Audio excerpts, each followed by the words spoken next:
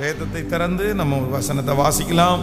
ஏசாயாவின் தீர்க்க தரிசன புஸ்தகம் 39வது அதிகாரத்தினுடைய 2வது வசனத்திலிருந்து வாசிக்க போகும். ஏசாயாவின் தீர்க்க தரிசன புஸ்தகம் 39ஆம் அதிகாரத்தினுடைய 2வது வசனத்தை சேர்ந்து வாசிக்கலாம். எசேக்கியா அவர்களை கண்டு சந்தோஷப்பட்டு தன் பொக்கிஷ சாலையையும் தன் வெள்ளியையும் பொன்னையும் கந்தக வர்க்கங்களையும் நல்ல பரிமள தைலத்தையும் தன் ஆயுத சாலை அனைத்தையும் தன் பொக்கிஷ சாலைகளில் உள்ள எல்லாவற்றையும் அவர்களுக்கு காண்பித்தார். எசேக்கியா தன் அரண்மனையிலையும் தன் ராஜ்ய பாரத்தில் எங்கும் அவர்களுக்கு காண்பியாத பொருள் ஒன்றும் இல்லை. இன்னொரு விஷயம் கூட வாசிக்கலாம். எசேக்கியா அவர்களை கண்டு சந்தோஷப்பட்டு தன் பொக்கிஷ சாலையையும் வெள்ளியையும் பொன்னையும் கந்தக வர்க்கங்களையும் நல்ல பரிமள தைலத்தையும் தன் பொக்கிஷ சாலைகள் உள்ள எல்லாவற்றையும் அவர்களுக்கு காண்பித்தான். எசேக்கியா தன் அரண்மனையிலையும் தன் ராஜ்ய பாரத்தில் எங்கும் அவர்களுக்கு காண்பியாத பொருள் ஒன்றும் இல்லை. ஆமென். கர்த்தருடைய பிள்ளைகளே, வேதத்திலே பலவிதமான மனிதர்களை ஆண்டவர் முக்கியத்துவப்படுத்தி சொல்லியிருக்கிறார். பலவிதமான மனிதர்களுடைய அந்த லைஃப் ஸ்டோரி, அவருடைய வாழ்க்கை சரித்திரங்கள் நம்மை உந்தி, நம்மை உற்சாகப்படுத்தி, நம்மை ஆண்டவருக்குள்ளே சேருவதற்கு அவருடைய வாழ்க்கை ஒரு மிகப்பெரிய சாட்சியாக இருக்கிறது. அதுல ரொம்ப முக்கியமான ஒரு நபர் யார் அப்படின்னு சொன்னா இந்த எசேக்கியா. வேதம் சொல்லுகிறது, இந்த எசேக்கியாவுக்கு வியாதி உண்டானது. அப்பொழுது ஒரு தேவனுடைய ஒரு மனுஷன் உன்னுடைய வீட்டு காரியத்தை ஒழுங்குபடுத்தும், நீர் பிழைக்க மாட்டீர், நீர் மரிக்க போகிறீர், இந்த வியாதியிலிருந்து நீர் காப்பாற்றப்பட முடியாது அப்படின்னு அந்த தீர்க்கதரிசி சொல்லிட்டு போன உடனே இந்த எசேக்கியா சுவர்புறமாய் திரும்பி கண்ணீர் விட்டு அழுத உடனே வேதம் சொல்லுகிறது, உன்னுடைய கண்ணீரை கண்டேன், உன் விண்ணப்பத்தை நான் கேட்டேன், உன்னுடைய நாட்களோட நான் 15 வருடத்தை நான் நீட்டி தருவேன் அப்படின்னு சொல்லி கர்த்தர் வாக்கு கொடுத்து அந்த தீர்க்கதரிசி முற்றத்தில் அங்க வீட்டை விட்டு அந்த காம்பவுண்டை விட்டு வெளியே போகல. அதுக்குள்ள அந்த தீர்க்கதரிசியை பார்த்து ஆண்டவர் சொல்றாரு, நீ திரும்பி போய் நீ பிழைத்திருப்பீர். இப்பதான் கொஞ்ச நேரத்துக்கு முன்னாடி நீ பிழைக்க மாட்டீர் அப்படின்னு சொல்லிட்டு வந்தாங்க. ஆனா இப்போ நீ போய் பிழைத்திருப்பாய், உனக்கு 15 ஆண்டுகளை கர்த்தர் நீட்டி கொடுத்தார் அப்படின்னு சொல்லி அந்த வசனத்தை, அந்த வார்த்தையை சொல்லி அந்த மனுஷன் உயிரோடு இருந்து அதற்கு பிறகு ஊழியம் செய்ததை நம்ம எல்லாருமே தியானித்திருக்கிறோம். அப்போ இந்த எசேக்கியா என்கிற இந்த ராஜா மிக முக்கியமான ஒரு ராஜா. ஆண்டவரிடத்திலிருந்து அற்புதத்தை பெற்றுக்கொண்டவன், ஆண்டவரை விசுவாசித்தவன். இவன் பல யுத்தங்களிலே ஆண்டவரை முன்பாக நிறுத்தி அவன் விடுதலையை பெற்றுக்கொண்டவன். அவ்வளவு சீக்கிரமாய் ஒரு பயப்படுகிற மனிதன் அல்ல. இந்த எசேக்கியாவை குறித்து வேதத்தில் நீங்கள் வாசிப்பீர்களே ஆனால் நம்முடைய ஆவிக்குரிய வாழ்க்கையிலே ஒரு மிகப்பெரிய ஒரு எடுத்துக்காட்டான மனுஷன் தான் இந்த எசேக்கியா. ஆனால் ஒரு சூழ்நிலை வந்ததற்கு பிறகு இவனுக்கு யாரு ரொம்ப எதிரியா இருக்கிறாருங்க அப்படின்னு சொன்னா சீரியா நாடுதான் இவனுக்கு ரொம்ப அகைன்ஸ்டா, எதிர்ப்பாக இருக்கிறது. எப்ப பார்த்தாலும் சீரியர்களுடைய ராஜா முன்பாக நின்று இவனுக்கு மிரட்டல் கடிதங்களை கொடுத்து, நீ சரணடை, நீ உன்னை நாங்க அரெஸ்ட் பண்ணிடுவோம், உன்னை நான் வன்முறையாய் உங்களை பிள்ளைகளை கொன்று இல்லை குடும்பத்தை எல்லாம் நாசம் பண்ணி உங்களை நாங்கள் எடுத்துக்கொள்ள விரும்பல. இந்த சீரியா அரசாங்கம் அன்றைக்கு இருந்த நாட்களில் பார்த்தீங்கன்னா சுற்றி இருக்கிற எல்லா தேசங்களையும் அவர்கள் பிடித்தார்கள். ஒவ்வொன்றா அவங்க பிடிச்சிட்டு கடைசியா எங்க வந்துட்டாங்க அப்படின்னு சொன்னா இந்த எசேக்கியா அரசாண்ட இந்த இடத்துல கிட்டத்தட்ட ஒரு 37 கிலோமீட்டர் பக்கத்துல நெருக்கமாய் வந்துடுறாங்க. பக்கத்துல அங்கிருந்து ஒரு இந்த அதிகாரத்தை முழுவதுமாக நீங்கள் வாசிப்பீர்களானால் 37ஆம் அதிகாரத்திலிருந்து வாசிச்சா தெரியும். அவனுடைய ஒரு படை தளபதியை அனுப்பி நீ போய் பேசிட்டு வா அப்படின்னு சொல்லி இவர்களுக்கு ஒரு மிரட்டலான ஒரு பேச்சை விட்டு அந்த மாதிரி ஒரு சிச்சுவேஷன் நடந்துட்டு இருக்கிறது. ஆனால் இப்படி மிரட்டலான ஒரு சூழ்நிலைகள் வரும்போது கூட இந்த எசேக்கியா ராஜா எதற்குமே அவன் பயப்படலை. சரி பரவாயில்ல, ஆண்டவர் என் கூட இருக்கிறாரு, நம்ம ஆண்டவரிடத்துல தேடுவோம், கர்த்தரை நம்ம நாடுவோம் சொல்லி கர்த்தரை தேடு உடனே வேதம் சொல்லுகிறது, ஆண்டவர் அவர்களை பின்னாக திரும்ப பண்ணி அதிலிருந்து ஒரு பெரிய வெற்றியை கர்த்தர் தந்தார். ஒரே மனுஷனை அனுப்பி கர்த்தர் இந்த சீரியா ராணுவத்தை கர்த்தர் பயப்படுத்த செய்து அந்த மிரட்டலான அந்த மனுஷனுடைய கையிலிருந்து கர்த்தர் இந்த எசேக்கியாவையும் ஜனங்களையும் கர்த்தர் காப்பாற்றினார். ஆனா ஒரு குறிப்பிட்ட ஒரு சூழ்நிலை வரும்போது இந்த வசனத்திற்கு முன்பாக என்ன நடக்குது அப்படின்னு சொன்னா, இந்த எசேக்கியா வியாதிக்காரனா இருக்கிறான். அப்போ இந்த வியாதிக்காரனா இருக்கும்போது இந்த ஆப்போசிட்ல இருக்கிற ஒரு நாடு எங்க அப்படின்னு சொன்னா, பாபிலோன் நாட்டிலே இருக்கிற தன்னுடைய ராஜா அவர்களுடைய ஜனங்களை, அவர்களுடைய முதல் மந்திரியான தலைவர்களை இந்த எசேக்கியாவினிடத்திலே அனுப்பி, சரிப்பா அந்த ராஜா வந்து உடல்நிலை சரியில்லாம இருக்கிறாரு, நீங்க கொஞ்சம் போய் விசாரிச்சுட்டு வாங்கன்னு சொல்லி, இப்போ எசேக்கியாவினிடத்துல அந்த ஜனங்கள் வந்து அந்த முக்கியமான தலைவர்கள் அவனுடைய நலன் விசாரிக்கிறதுக்காக வருகிறார்கள். இந்த நலன் விசாரிக்க வரும்போது எசேக்கியா இந்த இடத்துல செய்கிற காரியத்தை குறித்து தான் நம்ம வந்து இந்த இடத்துல வாசித்தோம். ஆனால் இதற்கு பிறகு இவ்வளோ பெரிய அற்புதத்தை பார்த்த இந்த எசேக்கியா வந்து இந்த ஒரே ஒரு விஷயத்திலே இவன் தோற்று போனதுனால அவனுடைய ராஜ்யபாரத்தில் ஒரு பெரிய பின்னடைவு வந்து கடைசியில் ஆண்டவர் என்ன வாக்கு கொடுக்கிறாருன்னா, நீ என்னெல்லாம் நீ சுதந்திரித்தியோ, எதையெல்லாம் நீ வந்து காப்பாற்றினியோ, எது எல்லாவற்றையும் அவர்களுக்கு காண்பித்தையோ, இது எல்லாவற்றையும் ஒரு நாள் அந்த ராஜா வந்து இவனை எடுத்துட்டு போயிடுவாங்க அப்படின்ற ஒரு வார்த்தையை, ஒரு சாபமான வார்த்தையை போல ஒரு வார்த்தையை சொல்லுகிறார்கள். எசேக்கியா தன்னுடைய வாழ்க்கையிலே எல்லாவற்றையும் இழந்தான் என்று வேதம் சொல்லுகிறது. அப்போ இந்த வசனத்தை நான் தியானிக்கும் போது இந்த எசேக்கியா இந்த இடத்திலே செய்த 3 விதமான தவறுகளை குறித்து உங்களோடு பேசி உங்களுக்காக ஜெபித்து நான் முடிக்க ஆசைப்படுகிறேன். வாசிக்கலாம். முதலாவதாக ஒரு வசனத்தை வாசிக்கலாமே. ஏசாயாவின் தீர்க்கதரிசன புஸ்தகம் 26ஆம் அதிகாரத்தினுடைய 4வது வசனத்தை வாசிக்கலாமா? 26ஆம் அதிகாரத்தினுடைய 4வது வசனத்தை வாசிக்கலாம். கர்த்தரை என்றென்றைக்கும் நம்புங்கள், கர்த்தராகிய யெகோவா நித்திய கன்மலையாய் இருக்கிறார். இன்னொரு வசனத்தை கூட வாசிக்கலாம். ஏசாயாவின் தீர்க்கதரிசன புஸ்தகம் 39ஆம் அதிகாரத்தினுடைய 3வது வசனத்தை வாசிக்கலாமா? 3வது வசனத்தை வாசிக்கலாம். அப்பொழுது எசேக்கியா தீர்க்கதரிசி எசேக்கியா ராஜாவினிடத்தில் வந்து, அந்த மனுஷர் என்ன சொன்னார்கள், எங்கே இருந்து உம்மிடத்தில் வந்தார்கள் என்று கேட்டார்.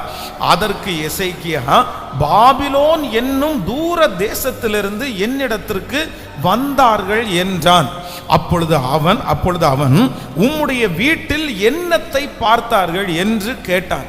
அதற்கு எசேக்கியா, என் வீட்டில் உள்ள எல்லாவற்றையும் பார்த்தார்கள், நான் என் பொக்கிஷ சாலைகளில் நான் அவர்களுக்கு காண்பியாத பொருள் ஒன்றும் இல்லை என்றான். நல்லா கவனிங்க, இந்த சரித்திர பின்னணியை நீங்க அறிந்து கொள்ளாமல் இந்த செய்தியை நீங்க புரிந்து கொள்ள முடியாது.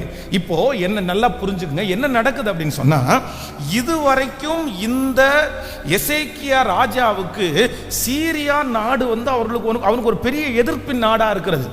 அவங்க தான் கிட்டத்தட்ட 37 கிலோமீட்டருக்கு முன்னாடி அங்க நின்று மிரட்டல் அனுப்பி, எல்லா நாடுகளையும் நாங்க பிடிச்சிட்டோம், உங்க நாடை வந்து சீக்கிரமா பிடிக்க போறோம், நீ வந்து எங்களுக்கு சரண்டர் பண்ணிடு அப்படின்னு சொல்லி என்னிடத்துல வந்து அடைக்கலம் புகுந்துரு அப்படின்னு சொல்லி ஒரு மனிதர்களை அனுப்பி அந்த ராஜா பேசுகிறார். ஆனால் அந்த நேரத்திலே எசேக்கியா ஆண்டவரை நோக்கி கூப்பிட்டு கர்த்தர் அந்த அவர்களுக்குள்ளே ஒரு கலங்கத்தை உண்டு பண்ணி அதிலிருந்து கர்த்தர் விடுதலை கொடுக்கிறார். ஆனா இந்த சீரியா நாடு வந்து அவ்வளவு சீக்கிரமா என்ன பண்ணல அப்படின்னா, எசேக்கியாவை விட்டு அவர்கள் தூரத்துல போகல. அடிக்கடி என்ன பண்ணுவாங்கன்னா, அந்த மிரட்டல் அனுப்பிட்டே இருப்பாங்க. என்ன சொல்ற, நீ சரணடையவில்லையா, நீ இந்த அடிக்கடி இந்த பிரச்சனை வந்துட்டே இருக்கும். இப்போ இந்த பிரச்சனை வந்துட்டு இருக்கும் போதுதான் கரெக்டா இந்த எசேக்கியா என்ன பண்றாருன்னா, வியாதியா இருக்கிறார். இந்த வியாதியா இருக்கிற இந்த நேரத்தில் ஏற்கனவே சீரியா அவனுக்கு ரொம்ப பிரச்சனையா இருக்குது. இப்போ இந்த பாபிலோன் அதான் எங்கிருந்து வந்தார்கள், எசேக்கியாவை ஏசாயா தீர்க்கதரிசி கேட்கிறாரு, இப்போ உங்களிடத்துல எங்கிருந்து வந்தார்கள் என்று கேட்டதற்கு எசேக்கியா, பாபிலோன் என்னும் தூர தேசத்திலிருந்து என்னிடத்திற்கு வந்தார்கள். அப்படின்னா பாபிலோன் என்கிற ஒரு நாடு இருக்குது, அதுவும் அன்னைக்கு இருந்ததுலே வந்து ஒரு பவர்ஃபுல்லான ஒரு காரியம், அவங்களுடைய தலைமைத்துவம் ரொம்ப பவர்ஃபுல்லா இருந்துச்சு.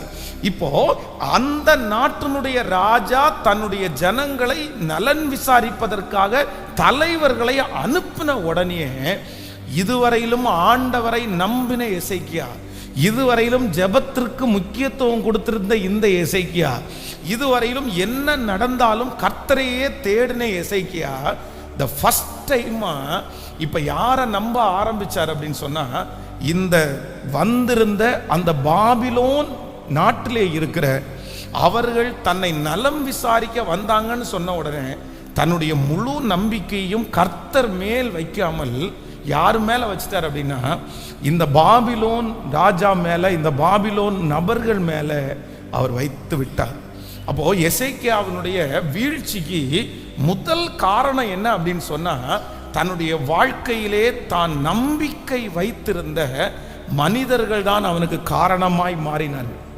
அவனுடைய மனசுல இவர்கள் மேல நம்பிக்கை வைக்கும்போது என்ன நினைச்சார் அப்படின்னு சொன்னா, இவங்க நம்மளை வந்து கண்டிப்பா காட்டி கொடுக்க மாட்டாங்க, இவங்க நமக்கு சப்போர்ட் பண்ணுவாங்க, நம்ம வியாதியா இருக்கும்போது இவர்கள் வந்து பார்த்துருக்குறாங்கல்ல, அப்புறம் எப்படி நமக்கு இவங்க சப்போர்ட் பண்ணாம இருப்பாங்க. தன்னை நலம் விசாரிப்பதற்காக வந்த உடனே ஆண்டவர் மேல் இருக்கிற அந்த நம்பிக்கையை கொஞ்சம் ஹெல்ப் பண்ண, கொஞ்சம் விசாரித்த அந்த மனிதர்கள் மேல் எசேக்கியா வைத்து தன்னுடைய வாழ்க்கையிலே தோற்று போனான். ஆண்டவர் இந்த எசேக்கியாவினுடைய வாழ்க்கையில நமக்கு கற்றுக்கொள்ளுகிற காரியம் என்ன அப்படின்னு சொன்னா, சில நேரங்களிலே ஆண்டவருடைய பிள்ளைகள் எதுல தடுமாறுறாங்கன்னா, ஜெபம் பண்ணி அற்புதத்தை வாங்கியிருப்பாங்க, அவர்கள் ஆண்டவரையே நம்பி வாழ்ந்திருப்பார்கள், எல்லாவற்றுக்கும் கர்த்தரை நம்பி ஜெயித்திருப்பார்கள், கர்த்தரை நம்பி அற்புதத்தை பெற்றுக் கொண்டிருப்பார்கள். ஆனா ஒரு சூழ்நிலை வரும்போது தன்னுடைய பிரச்சனையில யாராவது ஒருத்தர் அவர்களுக்கு கை கொடுத்து அவர்களுக்கு பிடிச்சது போல அவர்களுக்கு இன்பமாய் அவர்களுக்கு சப்போர்ட் பண்றது மாதிரி பேசும்போது முழு நம்பிக்கையும் யார் மேல போகுது அப்படின்னு சொன்னா, அந்த டெம்பரவரியா அந்த நேரத்தில் நமக்கு நம்பிக்கை கொடுக்கிற மனிதர்கள் மேல கண்டிப்பாக ஆண்டவருடைய பிள்ளைகளுக்கு நம்பிக்கை போயிடவே கூடாது. ரொம்ப ஜாக்கிரதையா இருக்கணும். ஆண்டவரிடத்தில் எதற்காக ஜெபிக்கணும் அப்படின்னு சொன்னா, ஆண்டவரே உம்மிடத்தில் நம்பிக்கை வைக்க ஆரம்பித்த நான் சாகிற வரைக்கும் உம்மையே நம்பி மரிப்பதற்கு கர்த்தர் எங்களுக்கு கிருபை கொடுக்க நல்லவராய் இருக்கிறார். கைகளை எல்லாரும் அப்படியே உயர்த்தி ஆண்டவரிடத்தில் சொல்லுங்க, ஆண்டவரே உம்மை நம்ப ஆரம்பித்த நான், ஆண்டவரே உம்முடைய வார்த்தையை நம்ப ஆரம்பித்த நான், உம்மிடத்தில் அற்புதத்தை பெற்றுக்கொண்ட நான், சொல்லுங்கள், அற்புதத்தை பெற்றுக்கொண்ட நான் மரணம் வரைக்கும் உண்மையே நம்பக்கூடிய பாக்கியத்தை கர்த்தர் எனக்கு கிருபையாய் தருகிறவர். கைகளை அசைத்து ஒரு ஹல்லேலூயா சொல்லலாம். நீங்க வந்து ஆண்டவர் வந்து இந்த எசேக்கியாவை வந்து பல இடங்களில் ஆண்டவர் வந்து அவனை தைரியப்படுத்தினார். நீ பயப்படாத, நீ அந்த சீரியருக்கு நீ பயப்படாத, சீரியருக்கு நீ பயப்படாத, நான் உன் கூட இருக்கிறேன். நீங்க ஒரு வசனத்தை வாசிக்கலாம். ஏசாயா 10ஆம் அதிகாரத்தினுடைய 24வது வசனத்தை வாசிக்கலாமா? ஏசாயாவின் தீர்க்கதரிசன புஸ்தகம் 10ஆம் அதிகாரம் 24வது வசனத்தை வாசிக்கலாம். ஆகையால் சீயோனில் வாசமாய் இருக்கிற என் ஜனமே, அசீரியனுக்கு பயப்படாதே, அவன் உன்னை கோலால் அடித்து எகிப்தை போல் தன் தண்டாயுதத்தை உன்மேல் ஓங்குவான். ஆனாலும் இன்னும் கொஞ்ச காலத்துக்குள்ளே என் உக்கிரமும் அவர்களை சங்கரிக்க போகிறதுனால் என் கோபம் தீர்ந்து போகும் என்று சேனைகளின் கர்த்தராகிய ஆண்டவர் சொல்லுகிறார். கவனிங்க, இந்த 2 வசனத்தை நீங்க திரும்ப வாசிக்கலாம். திரும்ப ஒரு விஷயம் வாசிக்கலாம். ஆகையால் சீயோனில் வாசமாய் இருக்கிற என் ஜனமே, அசீரியனுக்கு பயப்படாதே, அவன் உன்னை கோலால் அடித்து எகிப்தியனை போல் தண்டாயுதத்தை உன்மேல் கவனிங்க, ஆண்டவர் சொல்றாரு, இந்த சீரியர் வந்து உன்னை கோலால உன்னை அடிப்பான். இப்போ கோலால அடிச்சு யாரும் சாக முடியாது, உன்னை கோலால் அடிப்பான். இன்னொன்னு பண்ணுவான், தன்னுடைய கையை உன்மேல் என்ன பண்ணுவான்? கேட்கல, உன்மேல் ஓங்குவானே தவிர அவன் உன்னை கண்டிப்பா என்ன பண்ண முடியாது? உன்னை வெட்ட முடியாதுப்பா. அப்போ இந்த சீரியர் எப்பொழுதெல்லாம் இந்த அசீரியர் வந்து இஸ்ரவேல் ஜனங்களுக்கு விரோதமாய் எழும்பினார்களோ அப்பொழுதெல்லாம் கர்த்தர் என்ன பண்ணாருன்னா இவர்களை வந்து கர்த்தர் தட்டி கொடுத்துட்டே இருந்தாரு, கர்த்தர் பலப்படுத்திட்டே இருந்தாரு. நீ பயப்படாதப்பா, நீ பயப்படாத. அவங்க 10 கிலோமீட்டர்ல கூட வரட்டும், 25 கிலோமீட்டர்ல கூட வரட்டும், அவங்க நெருக்கமா கூட வரட்டும், நான் அவன் கூட இருக்கிறேன். அடுத்த 25வது வசனத்தை வாசிப்பீர். ஆனாலும் இன்னும் கொஞ்ச காலத்துக்குள்ளே என் உக்கிரமும் அவர்களை சங்கரிக்க போகிறதுனால் என் கோபமும் தீர்ந்து போகும் என்று சேனைகளின் கர்த்தராகிய ஆண்டவர் சொல்லுகிறார். நீங்க இன்னொரு வசனத்தை கூட வாசிங்க, 14ஆம் அதிகாரத்தினுடைய 3வது வசனத்தை வாசிக்கலாம். 14ஆம் அதிகாரம் 3வது வசனத்தை, கர்த்தர் உன் துக்கத்தையும் உன் தத்தளிப்பையும் நீ அடிமைப்பட்டிருந்த கடினமான அடிமைத்தனத்தையும் நீக்கி உன்னை இளைப்பாறும் பண்ணும் அக்காலத்திலே நீ பாபிலோனின் ராஜாவின் மேல் சொல்லும் வாக்கியமாவது, ஒடுங்கினவன் ஒளிந்து போனானே, பொன்னகரி ஒளிந்து போயிற்றே, கர்த்தர் துஷ்டனின் தண்டாயுதத்தையும் அரசாண்டவர்களின் செங்கோலையும் கர்த்தர் முறித்து போட்டார். நல்லா கவனிச்சுங்க, ஏற்கனவே ஆண்டவர் ஃபர்ஸ்ட் வாக்கு தத்தத்தை கொடுக்கும்போது யாருக்கு நீங்க பயப்பட வேணாம்னு சொன்னாரு? கேட்கல. அசீரியருக்கு நீ பயப்பட வேண்டாம், அவன் உன் கையை ஓங்குவான், ஆனா அவன் என்ன பண்ண முடியாது, ஒன்ன வெட்ட முடியாதுன்னு சொன்னார். இப்போ ஏசாயாவின் புஸ்தகத்துல 14:3 என்ன சொல்றாருன்னா, உன் கர்த்தர் உன் தத்தளிப்பையும் நீ அடிமைப்பட்டிருந்த கடினமான அடிமைத்தனத்தையும் நீக்கி உன்னை இளைப்பாறும் பண்ணும் அக்காலத்திலே நீ பாபிலோனின் ராஜா மேல. கவனிங்க, இங்க யார கர்த்தர் எதிரின்னு சொல்றாரு? இதுக்கு முன்னாடி யார கர்த்தர் எதிரின்னு சொன்னாரு? ஏற்கனவே அசீரியா உனக்கு எதிரி, அவன் கை ஓங்குவான், ஜெயிக்க மாட்டான்னு சொன்னவரு இப்ப இரண்டாவது சொல்றாரு, நீ பாபிலோன் ராஜா மேல சொல்ற வார்த்தை என்னன்னா, ஒடுங்கினவன் ஒளிந்து போனானே, பொன்னகரி ஒளிந்து போயிற்று. அப்படின்னா இந்த பாபிலோன் ராஜாவும் உனக்கு ஏற்றவே நினைக்காத, கண்டிப்பா அவன் உனக்கு யாருதான். ஆனா இந்த எசேக்கியா பண்ற ஒரு மிகப்பெரிய தவறு என்ன அப்படின்னா, இவங்க தன்னை விசாரிக்க வந்த உடனே தனக்கு எதிரி அசீரியான் தான் நினைச்சாரு, பாபிலோன் தனக்கு எதிரி இல்லைன்றது மாதிரி நினைச்சு தன்னுடைய நம்பிக்கையை முழுக்க முழுக்க யார் மேல வச்சார் அப்படின்னா, இந்த பாபிலோன் ராஜா மேல வச்சிட்டார். அதனாலதான் தன்னுடைய ராஜ்ய பாரத்தில் மிகப்பெரிய தோல்வி. ஆண்டவருடைய பிள்ளைகளே கொஞ்சம் விசாரிச்சுட்டாங்க, கொஞ்சம் நல்லா பேசுறாங்க, கொஞ்சம் சப்போர்ட் பண்றாங்க, கொஞ்சம் பணம் கடன் வாங்கி கொடுத்துட்றாங்க, இல்லைன்னா ஏதோ ஒரு விதத்துல அவங்க அந்த டைம்ல வந்து நமக்கு நன்மை செய்யறாங்கன்றதுக்காக ஆண்டவருடைய பிள்ளைகள் யார் ஆண்டவர் மேல் வைத்திருக்கிற நம்பிக்கையை யார் மேலே என்ன பண்ணிடக்கூடாதுன்னா வச்சிடவே கூடாது. நீங்க இதுல ஒரு சோகமான ஒரு காரியத்தை நீங்க வாசிக்க முடியும். எடுத்துக்கொள்ளுங்கள், 39ஆம் அதிகாரத்தினுடைய 1வது வசனத்தை வாசிக்க போறோம். ஏசாயா 39:1, அக்காலத்திலே பலாதானின் குமாரனாகிய மேரதாக் பலாத்தான் என்னும் பாபிலோனின் ராஜா எசேக்கியா வியாதிப்பட்டிருந்து ஆரோக்கியமானதை கேள்விப்பட்டு அவனிடத்திற்கு நிருபங்களையும் வெகுமானத்தையும் அனுப்பினான். எசேக்கியா அவர்களை கண்டு சந்தோஷப்பட்டு தன் பொக்கிஷ சாலையையும் வெள்ளியையும், இதுல போதும், இதுல இந்த வசனத்தை எடுத்து வச்சுக்கோங்க. இன்னைக்கு கொஞ்சம் செய்தி வந்து உங்களுக்கு சிலருக்கு பைபிள் ஸ்டடி மாதிரி கூட இருக்கலாம், நீங்க எடுத்து வச்சுங்க. பாருங்க, இதுல என்னன்னா, நீங்க 1வது வசனத்தை வாசிக்கும் போது, அக்காலத்திலே பலாதானின் குமாரனாகிய மேராதாக் பலாதான் என்னும் பாபிலோனின் ராஜா. அப்படின்னா இதுல வந்து பலாதான் அப்படின்றது வந்து ராஜா, அவருக்கு கீழே யார் இருக்காங்கன்னா மேரதாக் பலாதான் அப்படின்றது யாருன்னா அடுத்த ராஜா. ஆனா இந்த ராஜா வந்து எத்தனை வருஷம் இந்த பாபிலோனை ராஜ்யபாரம் பண்ணினார் அப்படின்னு சொன்னா 9 இயர்ஸ், 9 வருஷம், 9 வருடம் மட்டும்தான் இந்த ராஜா வந்து ராஜ்யபாரம் பண்ணார். அதற்கு பிறகு அந்த ராஜா வந்து ராஜ்யபாரம் பண்ணல. ஆனா இந்த 9 வருடம் ராஜாவாய் ராஜ்யபாரம் பண்ணின இந்த பலாதான், மேராக் பலாதான் என்னும் பாபிலோனுடைய ராஜா எசேக்கியா வியாதிப்பட்டு ஆரோக்கியமானதை கேள்விப்பட்ட உடனே அவன் நிருபங்களையும் வெகுமானத்தையும் அனுப்பின உடனே இந்த எசேக்கியாவுடைய இருதயம் எங்க திரும்பிச்சு அப்படின்னு சொன்னா, டெம்பரவரியா தனக்கு விடுதலை கொடுக்கிற ஒரு ராஜா மேல அவனுடைய நம்பிக்கை திரும்பினது.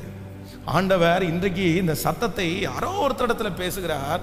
நம்முடைய வாழ்க்கையினுடைய நித்திய நம்பிக்கை யார் அப்படின்னா கர்த்தர் ஒருவரே. நம்முடைய வாழ்க்கையினுடைய நித்திய நம்பிக்கை, நித்திய கன்மலை யார் அப்படின்னா கர்த்தர் ஒருவரே.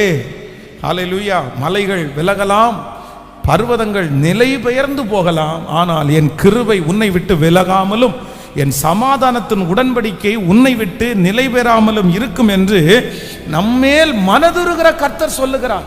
அப்போ மலைகள் விலகும், பர்வதங்கள் நிலை பெயர்ந்து போகும், ஆனால் நாம் நம்புகிற கர்த்தர் மட்டும் நேற்றும் இன்றும் அவர் என்றும் அவர் மாறாத தேவனாய் இருக்கிறார். ஹல்லேலூயா. இன்னைக்கு இந்த காலை வேளையில நம்ம எல்லாம் ஒரு தீர்மானம் எடுக்கணும். என்ன தீர்மானம் எடுக்கணும்னா, டெம்பரவரியா அந்த காலத்திற்கு ஒரு 9 வருஷத்திற்கு சில ஆண்டுகளுக்கு நம்ம தப்பித்து கொள்ளுகிற ஒரு மனுஷன் மேல நம்ம நம்பிக்கை வைப்போமே, ஆனால் அந்த 9 ஆண்டுகள் தாண்டி அந்த மனுஷன் நம்மளை கைவிட்டுருவான், அந்த ராஜா நம்மளை கைவிட்டு விடுவான். ஆனா ஆண்டவர் இந்த இடத்துல என்ன அவனுக்கு பனிஷ்மெண்ட் கொடுக்கிறாருன்னா, நீங்க 3வது வசனத்தை வாசிப்பீர்களானால் 39ஆம் அதிகாரம். அப்பொழுது ஏசாயா தீர்க்கதரிசி எசேக்கியா ராஜாவினிடத்தில் வந்து அந்த மனுஷனுக்கு என்ன சொன்னார்கள், எங்க இருந்து உம்மிடத்திற்கு வந்தார்கள்? அதற்கு எசேக்கியா பாபிலோன் என்னும் தூர தேசத்தினிடத்திற்கு என்னிடத்திற்கு வந்தார்கள் என்றார். அப்பொழுது அவன் உம்முடைய வீட்டில் என்னத்தை பார்த்தார்கள் என்று கேட்டான். அதற்கு எசேக்கியா, என் வீட்டில் எல்லாவற்றையும் பார்த்தார்கள் என்று, என் பொக்கிஷ சாலைகளில் நான் அவர்களுக்கு காண்பியாத பொருள் ஒன்றும் இல்லை என்றான். அடுத்த வசனம். அப்பொழுது ஏசாயா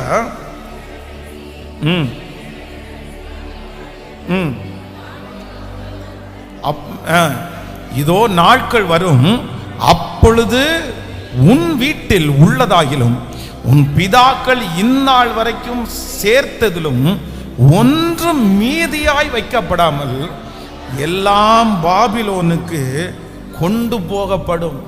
போதும். கவனிங்க ஆண்டவருடைய பிள்ளைகளே, தீர்க்கதரிசி வந்து நீங்க என்ன பண்ணிட்டு இருக்கிறீங்க, நீங்க என்ன செஞ்சிருக்கீங்க? ஆண்டவரிடத்துல அவ்வளவு ஜெபம் பண்ணி அற்புதத்தை வாங்கின நபர் தானே நீங்க. இந்த அசீரியா ராஜா உங்களுக்கு விரோதமாய் எத்தனை விசை படையெடுத்து வந்து ஊர்ல இருக்கிற அத்தனை நாடுகளையும் அவன் பிடிச்சதுக்கு அப்புறம் கூட உங்களை அவன் கையில நான் ஒப்பு கொடுக்கவே இல்லை. அவன் உங்களை பிடிக்கவே முடியல. ஆனா நீ ஒரே ஒரு மிஸ்டேக் பண்ணிட்ட. என்ன மிஸ்டேக் அப்படின்னு சொன்னா, இப்போ புதுசா வந்து ஒருத்தர் உன்னை சப்போர்ட் பண்ண நினைச்ச உடனே உன்னுடைய நம்பிக்கையெல்லாம் அவர்கள் மேல் திரும்பிருச்சு. நீ தப்பு பண்ணிட்ட. அசீரியர்கள் கொண்டு போவார்கள் என்று சொல்லி பயந்து, அசீரியர்களுக்கு பயந்து இப்ப பாபிலோன் ராஜாவினிடத்திலே நீ போய் தஞ்சம் புகுந்தாய். நீ அசீரியர்களுக்கு பயந்து என்னிடத்தில் வருகிற வரைக்கும் நான் உன்னை கைவிடல, என்னிடத்தில் வருகிற வரைக்கும் நான் உன்னை விட்டு கொடுக்கல. ஆனா நீ அசீரியர்களுக்கு பயந்து இப்ப பாபிலோனுக்கு போயினால ஒரு நாள் வரும், அன்னைக்கு நீ காண்பித்த அனைத்தையும் அசீரியர் எடுத்துட்டு போறாங்களோ இல்லையோ, யார் எடுத்துட்டு போவாங்கன்னா பாபிலோன் எடுத்துட்டு போவார். ஹல்லேலூயா.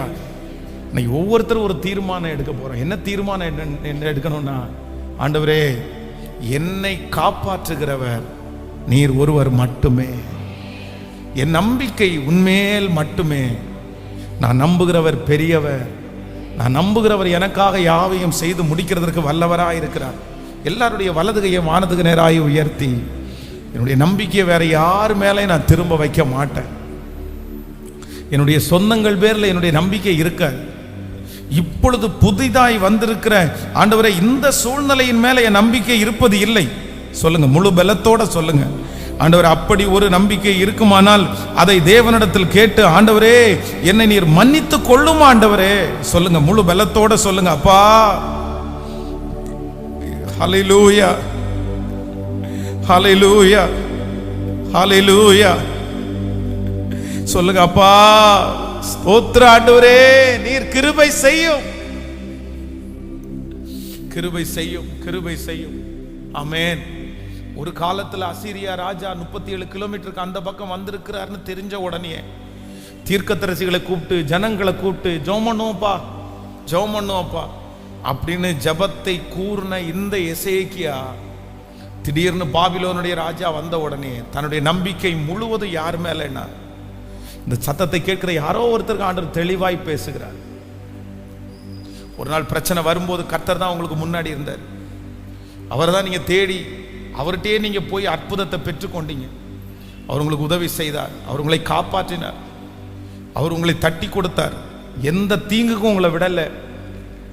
ஆனா இப்போ கர்த்தர் உங்களிடத்துல கேட்கிறார், இப்ப நீங்க மனிதனை பின்பற்றினது என்ன? அவங்க காப்பாத்துவாங்கன்னு நினைச்சு நீங்க போனது என்ன? கண்டிப்பாக ஆண்டவர் சொல்லுகிறார், அவர்களால காப்பாத்த. சொல்லுங்க சத்தமா. இது ஒரு பெரிய டாஸ்க் ஆண்டவருடைய பிள்ளைகளுக்கு. யார் நம்மை பிரச்சனையிலிருந்து காப்பாற்றுவார்? இது ஒரு பெரிய. நீங்க வேதத்துல நீ ஒரு வசனத்தை, யோவான் எழுதின சுவிசேஷம் 19ஆம் அதிகாரத்தினுடைய 10வது வசனத்தை வாசிக்கலாமா? யோவான் எழுதின சுவிசேஷம் 19ஆம் அதிகாரம் 10வது வசனம், எல்லாரும் சேர்ந்து வாசிக்கலாம்.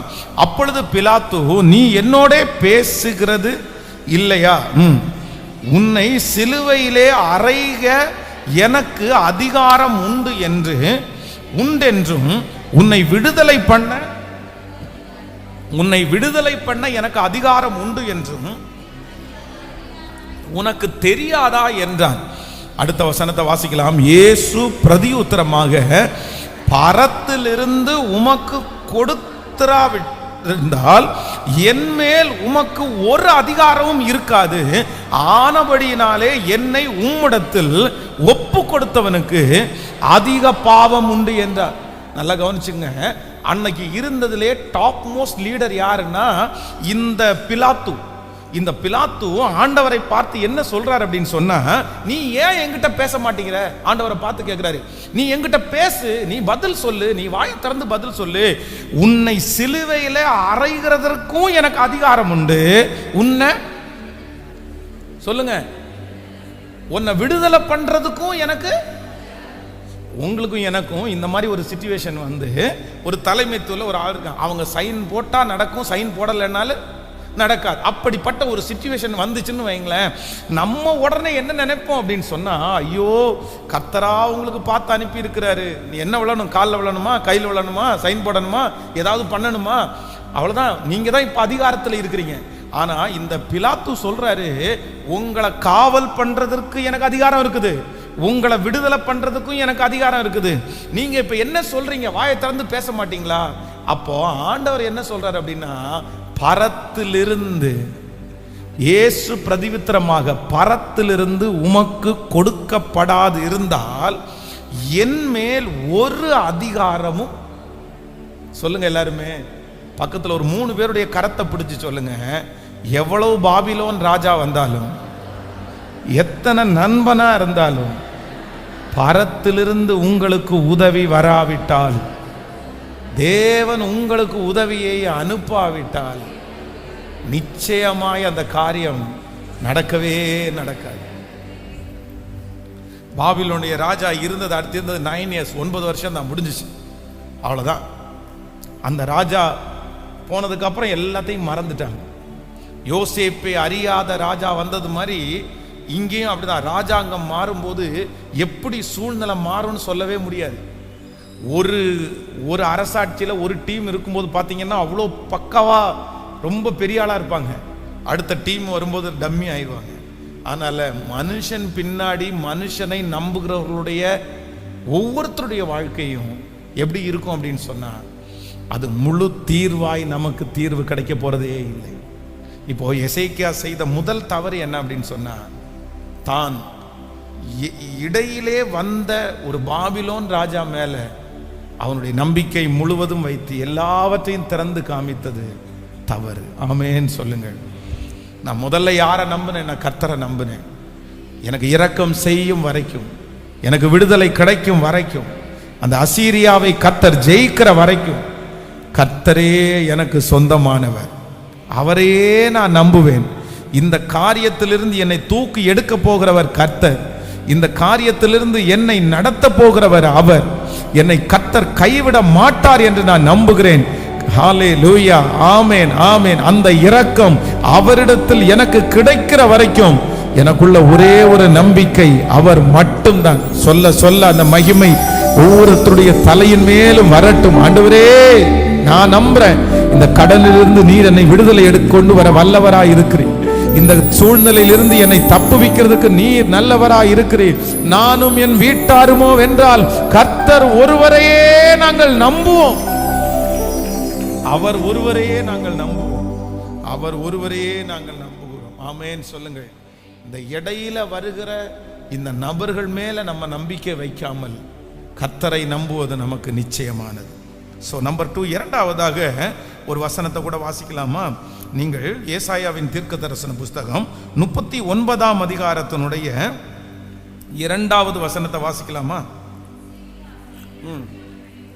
2வது வசனம், எசேக்கியா அவர்களை கண்டு சந்தோஷப்பட்டு தன் பொக்கிஷ சாலையையும் தன் வெள்ளியையும் பொன்னையும் கந்தக வர்க்கங்களையும் நல்ல பரிமள தைலத்தையும் தன் ஆயுத சாலை அனைத்தையும் தன் பொக்கிஷ சாலையில் உள்ளதெல்லாவற்றையும் அவர்களுக்கு காண்பித்தான். ஏசாயா தன் அரண்மனையிலையும் தன் ராஜ்யபாரத்தில் எங்கும் அவர்களுக்கு காண்பியாத பொருள் ஒன்றும் இல்லை. கவனிங்க, இப்ப என்ன அப்படின்னு சொன்னா, இந்த பாபிலோனுடைய ராஜா தன்னுடைய வேலைக்காரர்களை தன்னுடைய ராஜ்யபாரத்தில் இருக்கிற சிலரை அனுப்பி எசேக்கியாவை கொஞ்சம் விசாரிச்சுட்டு வாங்கன்னு சொல்லும்போது, அவங்க வந்து நல்லா இருக்கிறீங்களா, ராஜா அனுப்பி விட்டாரு, உங்களுக்கு உடல்நலத்தை விசாரிக்க சொன்னாரு அப்படின்னு அவங்க விசாரிக்கிறாங்க. ஆனா அவர்கள் யாருமே இல்ல, உங்க ராஜ்யபாரத்தில் என்ன இருக்குது, உங்க வீட்டில் என்ன இருக்குது, உங்களுக்கு எத்தனை குதிரை இருக்கிறாங்க, அவங்க வாயை திறந்து நீங்க காமிங்கன்னு அவங்க என்ன பண்ணல, இந்த எசேக்கியா பார்த்து கேட்கவே இல்லை. ஆனா இவருக்கு என்ன வருது அப்படின்னு சொன்னா, நம்ம இன்னைக்கு சந்தோஷமா இருங்கன்னு பாட்டு பாடணும். ஆண்டவருடைய பிள்ளைகள் ரொம்ப ஜாக்கிரதையா இருக்கணும். ஓவர் சந்தோஷத்துலையும் ரொம்ப கவனமா இருக்கணும். புரியுதுல்ல? இவருக்கு என்ன ஆயிப்போச்சு அப்படின்னு சொன்னா, சந்தோஷம் இப்ப பொங்கிருச்சு. இப்ப பொங்கி வழிஞ்ச உடனே ரொம்ப மகிழ்ச்சியா இருக்கிறதுனால என்ன பண்றதுன்னே தெரியல, என்ன முடிவெடுக்கிறதுனே தெரியல. சில பிள்ளைகள் வந்து ரொம்ப ஞானமா அவங்க அப்பா அம்மாட்ட சில பொருள் எல்லாம் வாங்குறதுக்கு என்ன கையாளுவாங்கன்னா, டென்ஷனா இருக்கும்போது பக்கத்திலே போக மாட்டாங்க. அவ்வளவுதான், கோபமா இருக்கும்போது போதப்பா. ஆனா ரொம்ப ஜாலியா இருக்கிறாருன்னா அந்த நேரத்தில் போய் ஏதாவது பேசணும்னு வைங்களேன், சரி எடுத்துட்டு போ, சரி வச்சுக்கோ. அந்த அந்த ஜாலியான நேரத்தில் ரொம்ப கவனமா இருக்கணும். இவருக்கு நல்லா கவனிச்சுங்க, உங்களுக்கு புரிஞ்சிருக்கும்னு நினைக்கிறேன். இந்த பக்கம் யார் இருக்கான்னா அசீரிய ராஜா. இவர் ஒரு பெரிய பிரச்சனை. இவருக்கு ஒரு நாள் இல்லை, பல வருஷமா இவர் பிரச்சனை. ஒவ்வொரு டைமும் இவர் பிரச்சனை பண்ணி கை ஓங்கும் போதெல்லாம் இந்த எசேக்கியா எங்க போவாரு, ஆண்டவரிடத்துல போவாரு. கர்த்தர் அதை என்ன பண்ணுவாரு, கர்த்தர் கொஞ்சம் தட்டி வைப்பாரு, அமைதியா இருப்பா, என் பிள்ளைய நீ தொடாத அப்படின்னு. இப்போ அடிக்கடி இது நடக்குது. இப்போ புதுசா யார் வரா, இதுவரைக்கும் இவனுக்கு யாருமே ஹெல்ப்புக்கு வரல. இப்ப பாபிலோன்ல இருந்து அந்த ராஜா தன்னுடைய ஆட்களை அனுப்பி இப்போ ஒரு ஹெல்ப் வருது. வந்த உடனே எனக்கு ஹெல்ப் பண்றதுக்கு ஆள் வந்துட்டாங்களா, என்ன விசாரிக்கிறதுக்கு அனுப்பி விட்டாரா. உடனே இவர் கூட்டிட்டு போய் தன்னுடைய வீட்டிலே இருக்கிற தன்னுடைய அரண்மனையிலே இருக்கிற காண்பியாத பொருள் ஒண்ணுமே இல்லை. ஏன் காமிச்சாருன்னு நினைக்கிறீங்க? எதுக்கு காமிச்சாருன்னு நினைக்கிறீங்க? இல்ல அது மட்டும் கிடையாது. என்ன அப்படின்னு சொன்னா, ஒரு நாட்டு ராஜா வந்து இன்னொரு ராஜாவோட ஃப்ரெண்ட்ஷிப் வைக்கணும் அப்படின்னு சொன்னா சும்மா வைக்க மாட்டாங்க. இப்போ நீங்க வந்து யூஏ கண்ட்ரி இருக்கு பாருங்களேன், நீங்க ஓமான், அகைன் வந்து குவைத்து, அகைன் வந்து துபாய், இந்த மாதிரி கண்ட்ரிஸ் எல்லாம் நீங்க போயிட்டீங்க அப்படின்னா இவங்களுடைய ஒரு மிகப்பெரிய வருமானம் என்னன்னா பெட்ரோலியம். நிறைய பெட்ரோல் எல்லாம் அங்கங்க கிடங்குகள் இருக்குது, நிறைய இடத்துல இருக்குது. இவங்களுடைய வருமானம் அதிகம். நீங்க அமெரிக்கா போன்ற பெரிய வல்லரசு நாடுகள் எல்லாம் யாரை ரொம்ப யாரை கூட வச்சிருக்கிறாங்க அப்படின்னு சொன்னா, இந்த யூஏ அப்படின்றத கண்ட்ரி எல்லாமே அவங்க கையில வச்சிருக்கிறாங்க. நீங்க எங்க போய் பார்த்தாலும், ஓமான் போய் பார்த்தீங்கன்னாலும், அகைன் வந்து குவைத் போய் பார்த்தீங்கன்னாலும், துபாய் போய் பார்த்தீங்கன்னாலும், அமெரிக்காவினுடைய தூதரகம் வந்து அங்க நிறைய இருக்கும். அமெரிக்காவுடைய ஆர்மி அங்க இருக்கும். அவர்கள் ஒரு பெரிய ஏரியாவே சுத்தி ஃபென்சிங் போட்டுட்டு அதுக்கு உள்ள வந்து பாத்தீங்க அப்படின்னா அந்த ஓமானியன்ஸ் கூட உள்ள வர முடியாது, அந்த குவைத்தீஸ் கூட உள்ள வர முடியாது. வர முடியாம அவங்க அவ்வளவு செக்யூரிட்டி பண்ணிருப்பாங்க. பொதுவா வந்து யூஎஸ் அவங்களுடைய கண்ட்ரோல்ல தான் யார் இருக்கா அப்படின்னா இவங்க கண்ட்ரோல், இவங்க அவங்களுடைய கண்ட்ரோல் தான் இருக்காங்க. பட் அதிகமான எண்ணெய் வளம் இருக்கிறது இவங்கள்ட்ட தான் இருக்குது. ஆனா கண்ட்ரோல் யார் கையில இருக்குது அப்படின்னு சொன்னா அமெரிக்கா போன்ற வல்லரசனுடைய கையில இருக்குது. என்ன காரணம்னா, ஒரு நாடு இன்னொரு நாட்டோட அவங்க ஐக்கியம் வைக்கணும் அப்படின்னா அவங்களுடைய பவரை என்ன பண்ணணும் அப்படின்னு சொன்னா காமிக்கணும். என்கிட்ட இவ்வளவு இருக்குது, நான் இவ்வளவு பெரிய ஒர்த்து, என்கிட்ட இவ்வளவு பெரிய பொருள் இருக்கிறது, அப்போ எசேக்கியா இதுவரையிலையும் தன்னுடைய இருதயத்திலேயோ தன்னுடைய ராஜ்ய பாரத்திலேயோ தான் யாரு, தான் எவ்வளவு பெரிய ஆளு, எனக்கு எவ்வளவு இருக்கு அப்படின்னு சொல்றத யார் முன்னாடியும் இதுவரைக்கும் காமிக்கல. ஆனா தன்னுடைய வாழ்க்கையிலே இரண்டாவது ஒரு பெரிய மிஸ்டேக் பண்றாரு. அந்த பாபிலோன் நாட்டு ராஜாக்கள் வந்த உடனே என்ன காமிக்கிறார் அப்படின்னு சொன்னா, என்கிட்ட இருக்கிறத என்ன பண்ணு, நீ பாரு, நீ என்னோட ஃப்ரெண்ட்ஷிப் வச்சு வைக்கிறதற்கு நான் ஒரு ஒர்த்லெஸ்ஸான ஆள் இல்லை. நான் யார் தான், நான் ஒர்த்து தான். என்னுடைய பவர் இருக்குது, எனக்கு இவ்வளோ ஆசீர்வாதங்கள் இருக்குது, எனக்கு இவ்வளோ வெற்றி இருக்கிறது, நான் இவ்வளவு சேர்த்து வச்சிருக்கிறேன், இவ்வளவு பொருள் எனக்குள்ளே இருக்கிறது. தன்னுடைய பெருமையை காண்பிக்கிறதற்கு எசேக்கியா நினைத்தான். வேதம் சொல்லுகிறது, நீ எந்த பெருமையை காண்பிச்சு இதெல்லாம் என்னுடையதுன்னு சொல்ல வந்தியோ அதை கண்டிப்பா ஒரு நாள் என்ன யாரை நம்பினியோ அவன் திரும்ப என்ன பண்ணுவான் அப்படின்னு சொன்னா, ஒண்ணு கூட விடாம எடுத்துட்டு போயிடுவான். ஆமென், ஹல்லேலூயா. கர்த்தருடைய பிள்ளைகள் இரண்டாவது ரொம்ப ஜாக்கிரதையா இருக்க வேண்டியது என்ன அப்படின்னு சொன்னா, கர்த்தர் உங்களுக்கு கொடுத்திருக்கிற ஆசீர்வாதத்திலே நீங்கள் சந்தோஷப்படுவது தவறல்ல. ஆனா அதே நேரத்தில் உங்களிடத்துல இவ்வளவு இருக்குது அப்படின்ற பெருமையை இன்னொருத்தரிடத்துல நம்ம யாரும் காமிக்க வேண்டிய அவசியம். ஆமென் சொல்லுங்கள். பக்கத்தில் இருக்கிற கையை பிடிச்சி சொல்லுங்க, உங்களுக்கு தேவன் கொடுத்திருக்கிற ஆசீர்வாதத்திற்காக கர்த்தரை நன்றி சொல்லுங்க. ஆனா அவங்க பார்க்கணுன்றதற்காக, நான் ஒரு பவர்ஃபுல்லான ஆள் தான் அப்படின்னு காமிக்கணுன்றதுக்காக யார் முன்பாகவும் பெருமைக்காக நீங்கள் இருப்பது ஆண்டவருக்கு பிரியமானது அல்ல. ஆமென். நீங்க இந்த 31ஆம் அதிகாரத்தை எடுத்துக்கொள்ளுங்கள். ஏசாயாவின் தீர்க்கதரிசன புத்தகம் 31ஆம் அதிகாரம் 1வது வசனத்தை வாசிக்கலாமா?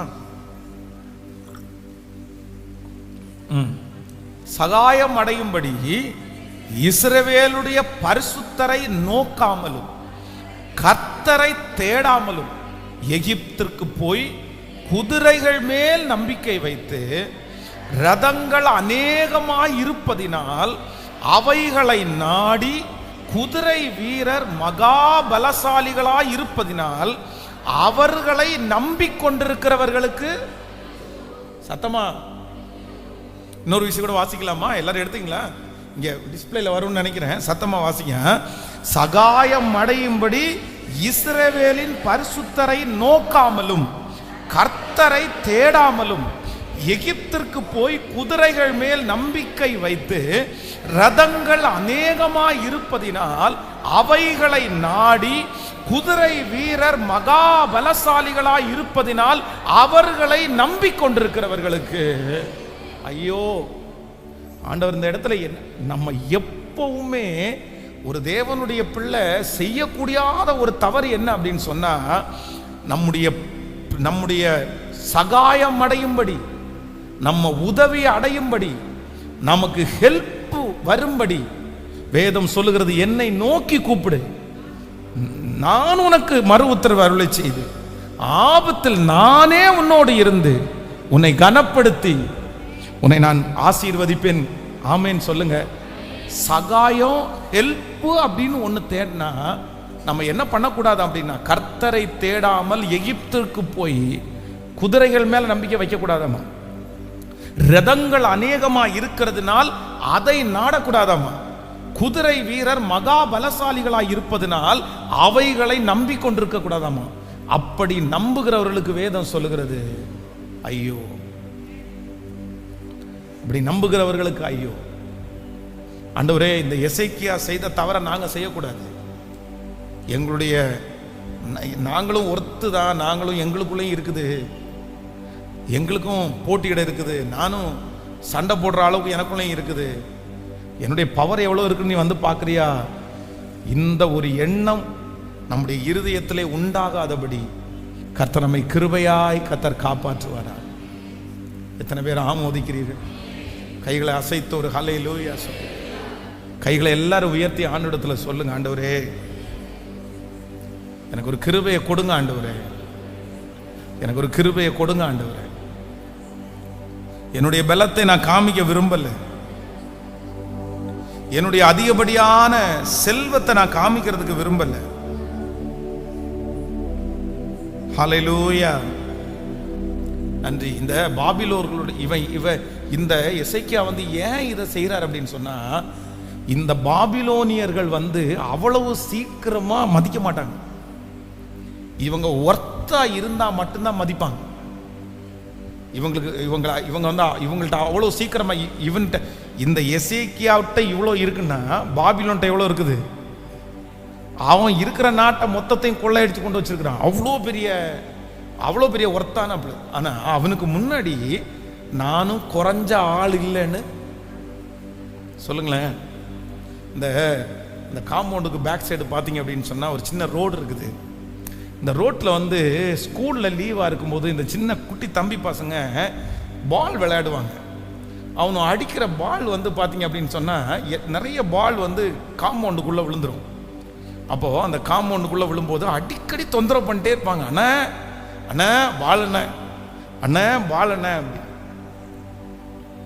அப்போ ஒரு நாள் பால் எடுத்து வரும்போது, எதுக்குப்பா இப்படி அடிச்சு இப்படி விடுறீங்க, ஒவ்வொரு டைமும் எடுத்து கொடுக்க வேண்டியதாக இருக்குது அப்படின்னா ஒரு குட்டி பையன் நின்று, நான் வேணா இந்த கேட்டினுடைய சந்துக்குள்ளே நுழைஞ்சு வரட்டுமான்னு கேட்டேன்.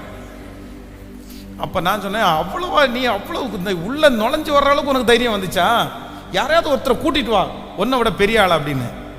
நான் இவன் எங்கே கூட்டிட்டு வருவான் சொன்ன உடனே ஓடுவான்னு நினச்சா, அவங்க அண்ணனுடைய ஃப்ரெண்டு 4 பேரை கூட்டிட்டு வந்துட்டான். 4 பேரை கூட்டிட்டு முன்னாடி நிறுத்தி, அண்ணன் எங்க அண்ணன் வந்திருக்காங்க, அண்ணனுடைய ஃப்ரெண்டு வந்திருக்கிறாங்க, நான் ஒத்துக்கிறேன்டா, நீ பெரிய ஆள்ன்றத நான் ஒத்துக்கிறேன்டா, உனக்கும் ஆள் பலம் இருக்குன்றத நான் ஒத்துக்கிறேன்டா. சரி இப்போ என்ன பால் தானே வேணும். சரி, எனக்கு ரொம்ப ஆச்சரியமா இருந்துச்சு. அப்போ இந்த சின்ன வயசுலயே அவனுக்குள்ள என்ன இருக்கு அப்படின்னு சொன்னா, நான் உன்னை விட ஒன்றும் குறைச்சவன், நான் உன்னோட ஒன்றும் குறைச்சல, எனக்குள்ள என்ன இருக்குது, எனக்குள்ள பவர் இருக்குப்பா, எனக்கும் ஆள தெரியும்ப்பா, எனக்கும் நானும் கூப்பிட்டா 4 பேரு நானும் கூப்பிட்டாலும் வருவாங்க. அப்படி எனக்கு ரொம்ப ஆச்சரியமா இருக்குது. சே, எப்படா இந்த பையன் இப்படி ஒரு ஜோக்கா இருந்துச்சு. ஆனா அந்த வயசுல அவனுடைய இதை பார்த்தேன். அப்போ ஆண்டவருடைய பிள்ளைகளே, நமக்கு நிறைய பேருக்கு என்னன்னா, சில இடங்களில் நமக்கு என்ன சோதனை வரும் அப்படின்னா, நான் என்ன குறைஞ்சவனா, நான் காமிக்கிறேன் பாரு, எனக்கு என்ன தெரியாதுன்னு நினைச்சியா, எனக்கு என்ன இல்லைன்னு நினைச்சியா, நான் உன் கூட போட்டி போடுறதுக்கு, உனக்கு ஒத்து இருக்கிறதுக்கு எனக்கு எல்லாத்தையுமே தந்திருக்கிறார் அப்படின்ற எண்ணம் நமக்கு வந்துருது நிறைய நேரத்தில். இல்லவே இல்லை. ஒருவேளை இந்த ஜபத்தில் இருக்கிற உங்களுக்கு யாருக்காவது அப்படி வரும்னா, இல்ல ஆண்டவர் சகாயம் அடையும்படி இஸ்ரவேலுடைய பரிசுத்தரை மட்டும்தான் நம்ம நோக்கணும். நமக்கு உதவி எங்க இருந்து வரும்னா, வானத்தையும் பூமியையும் உண்டாக்கின கர்த்தரிடத்திலிருந்து எனக்கு ஒத்தாசை வரும். அவர் என் கால்களை தள்ளாட விட மாட்டார், என்னை காக்கிறவர் அவர் உறங்க மாட்டார். அங்கிருந்து தான் வரும் சகாயம் ஹெல்ப் அப்படின்ற ஒண்ணு வாங்கணும்னா யாரை தான் தேடணும்னா, இஸ்ரவேலின் பரிசுத்தரை. எனக்கு தெரியும் அப்படின்னு எந்த இடத்துலையும் நீங்க போய் நின்றக்கூடாது, எனக்கு இருக்கு அப்படின்னு எந்த இடத்துலையும் இருக்கக்கூடாது. அப்படிப்பட்ட மனசு மட்டும் உங்களுக்கு என்னைக்கு வரைக்கும் இல்லாம இருக்குதோ, அன்றைக்கு வரைக்கும் உங்க உயர்வை ஒருவராலும் தடுக்க முடியாது, உங்க வளர்ச்சியையும் ஒருவராலும் தடுக்க முடியாது. நிச்சயமாய் நீங்கள் வளருவீர்கள், நிச்சயமாய் நீங்கள் உயர்வீர்கள். ஹல்லேலூயா. எத்தனை பேர் இந்த எசேக்கியா செய்த இந்த 2வது தப்பை எத்தனை பேர் பண்ண மாட்டீங்க சொல்லுங்க பார்க்கலன்னா? கைகளை அசைத்து ஒரு ஹல்லேலூயா சொல்லலாம்.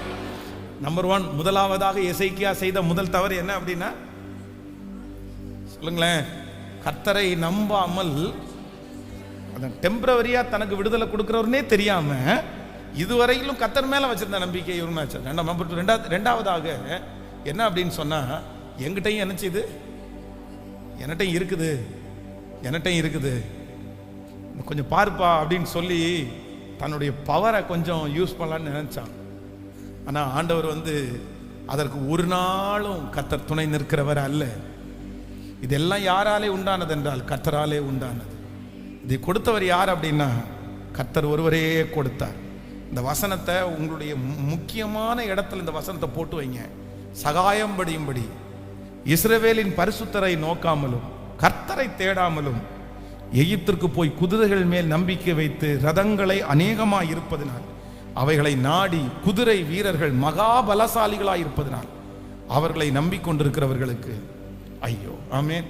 நம்பர் 3, மூன்றாவதாக இந்த எசேக்கியா செய்த மூன்றாவது மிகப்பெரிய தவறை சொல்லி உங்களுக்காக ஜெபிக்க ஆசைப்படுகிறேன். வாசிக்கலாம். 39ஆம் அதிகாரத்தினுடைய 6வது வசனம் முதல் 8வது வசனம் வரை வாசிக்கலாமா? இதோ நாட்கள் வரும்,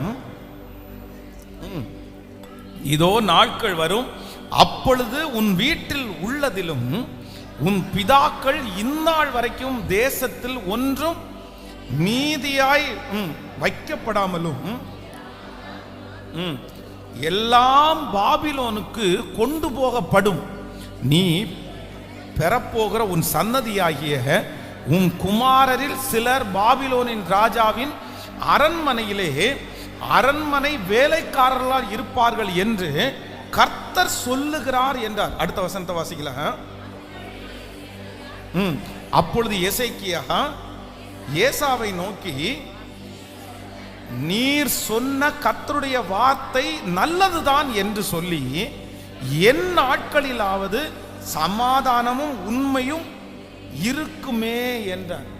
இது என்ன, இவர் ஏசாயா என்ன வார்த்தை சொல்றாரு? நான் உன்னை ஆசீர்வதிப்பேன், இல்ல நீர் படுக்கையிலிருந்து எழும்புவீர், நீர் பிழைத்திருப்பீர், 15 வருஷம் ஆண்டவர் நீட்டி கொடுத்தார் அப்படின்னு நான் சொல்றாரு.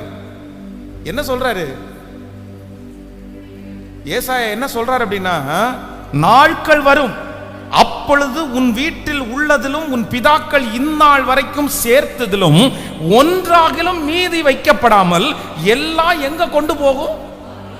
நீ யார் மேல நம்பிக்கை வச்சிருக்கிறியோ, நீ யாருக்கு முன்னாடி தன்னுடைய பெருமையை காமிச்சு நானும் உன்ன மாதிரி ஒருத்தான ஆளுன்னு நினைச்சு உன் கூட ஃப்ரெண்ட்ஷிப் வைக்கிறதுக்கு நான் தகுதியான ஆளுன்னு நினைச்சு எங்க வச்சியோ அந்த பாபிலோனுக்கு ஒண்ணு கூட விடாம என்ன பண்ணுவாங்க?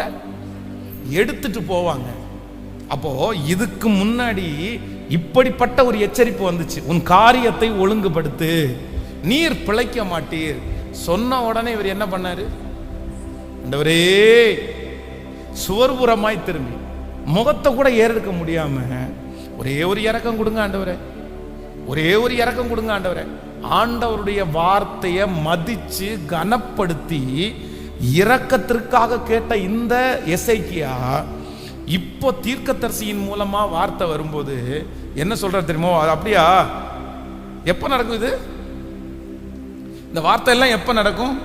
என்னுடைய பிள்ளைகளுடைய வாழ்க்கை எங்க? அப்பொழுது எசேக்கியா, நீ ஏசாவை நோக்கி, நீர் சொன்ன கர்த்தருடைய வார்த்தை என்ன சொல்றாரு பாருங்க, நல்லதுதான். எது நீ சேர்த்தது, உங்க புதாக்கள் சேர்த்தது எல்லாத்தையும் பாபிலோனுக்கு கொண்டு போவாங்கன்னு சொன்ன உடனே இது நல்லதுதான் என்று சொல்லி என் நாட்களிலாவது சமாதானமும் உண்மையும் இருக்குமே என்றார். அப்படின்னா இதுக்கு முன்னாடி கர்த்தருடைய வார்த்தையை மதித்து கர்த்தருடைய வார்த்தைக்கு முக்கியத்துவம் கொடுத்த இந்த எசேக்கியா இப்ப ஆண்டவருடைய வார்த்தையை என்ன பண்ணிட்டார் அப்படின்னு சொன்னா, அதை ஒரு சாதாரணமா எடுத்துக்கிட்டார். நம்முடைய வாழ்க்கையில இந்த எசேக்கியா ஒரு மிகப்பெரிய ஒரு முன்மாதிரி. கர்த்தரிடத்துல அற்புதத்தை பெற்றுக்கொண்ட மனுஷன் இவனை போல ஒருத்தரும் இல்லை. கர்த்தரிடத்துல அசீரியா நீங்க நினைக்கிறது மாதிரி சாதாரணமான ராஜ்யபாரம் இல்ல.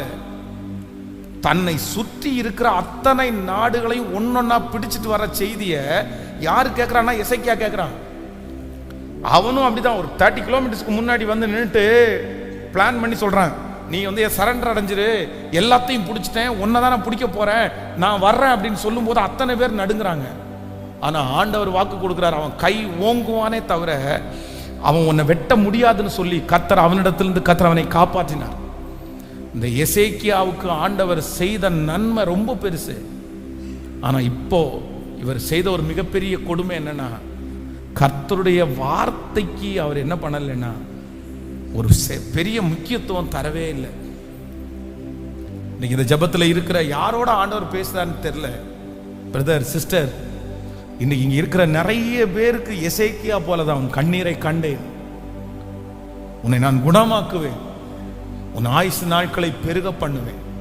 அத்தனை மிராக்கல் நீங்கள் ஆண்டவரை நம்பி இருந்த அந்த காலத்துல கர்த்தர் உங்களுக்கு செய்தது ஒன்றல்ல ரெண்டல்ல, துன்பம் உங்களுக்கு பக்கம் வரைக்கும் வந்துருச்சு. ஆனா உங்களை சேதப்படுத்தவே இல்லை.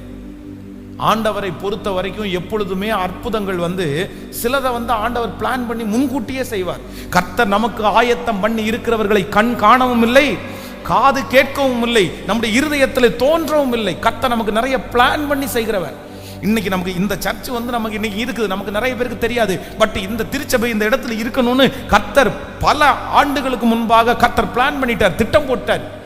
அவர் பிளான் பண்ணி தான் அதெல்லாம் நடத்திட்டு இருக்காரு. சில காரியத்தை அப்படி செய்வாரு, சில காரியத்தை ஆண்டவர் எப்படி செய்வாருன்னா இன்சிடென்டா செய்வாரு, அந்த லாஸ்ட் மினிட்ல செய்வாரு, அந்த கடைசி நேரத்துல தான் செய்வாரு. பாடைய எடுத்து மறிச்சு பாடையில எடுத்து வச்சதுக்கு அப்புறம் தான் ஆண்டவர் அற்புதம் செய்யறாரு. அவனை அடக்கம் பண்ணி 4 நாள் தாண்டதுக்கு அப்புறம் தான் கர்த்தர் அற்புதம் செய்யறாரு. கானா ஒரு கல்யாண வீட்டுல திராட்சரசம் அந்த நெக் ஆஃப் மூவ்மெண்ட்ல தான் கர்த்தர் அற்புதம் செய்யறாரு.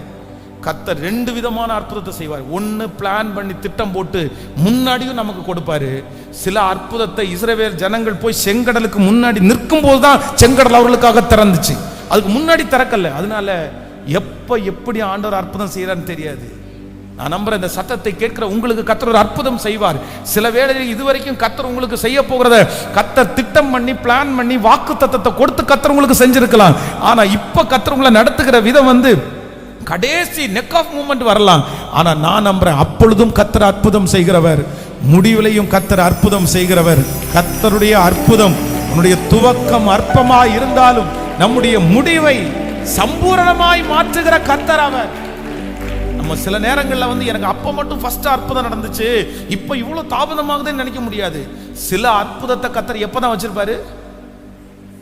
Last minute. பக்கத்துல கையை பிடிச்சு சொல்லுங்க, சில அற்புதத்தை ஆண்டவர் லாஸ்ட் மினிட்ல தான் வச்சிருப்பாரு.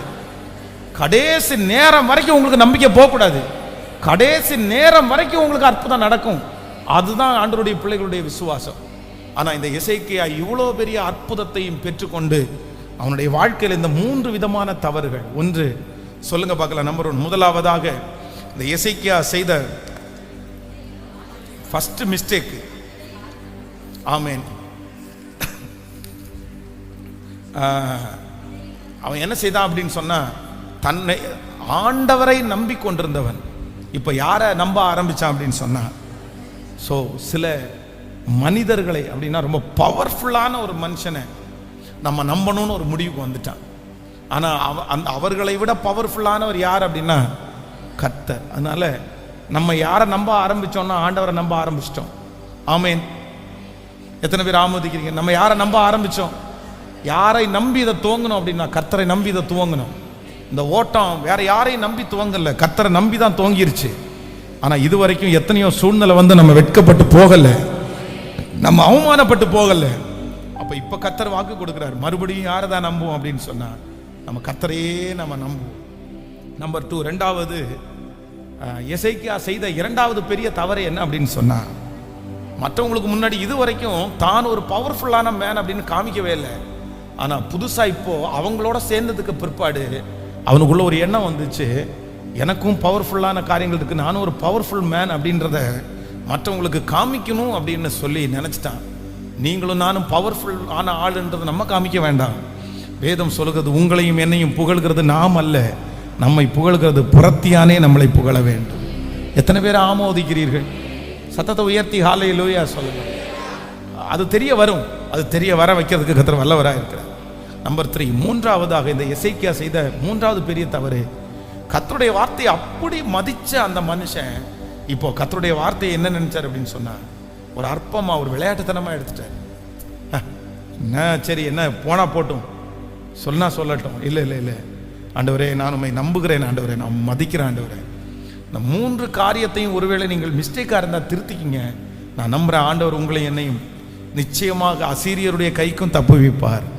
பாபிலோன் என்கிற நம்மை விட பலத்த கைகளுக்கும் நம்மை தப்புவிக்கிறதற்கு கர்த்தர் வாக்கு கொடுக்கிறார். அவன் கையை ஓங்கினாலும் அவன் உன்னை வெட்ட முடியாது, ஏனென்றால் கர்த்தர் நமக்கு. ஆகையால் சீயோனில் வாசமாய் இருக்கிற என் ஜனமே, அசீரியனுக்கு பயப்படாதே, அவன் உன்னை கோலால் அடித்து எகிப்தியனை போல் தன் தண்டாயுதத்தை உன்மேல் ஓங்குவான். ஆனாலும் இன்னும் கொஞ்ச காலத்துக்குள்ளே என் உக்கிரம் அவர்களை சங்கரிக்க போகிறதுனால் என் கோபம் தீர்ந்து போகும் என்று சேனைகளின் கர்த்தராகிய ஆண்டவர் சொல்லுகிறார். நமக்கு விரோதமாய் எந்த ஆயுதமும் வாய்க்காதே போகும். ஹல்லேலூயா, ஆமென்.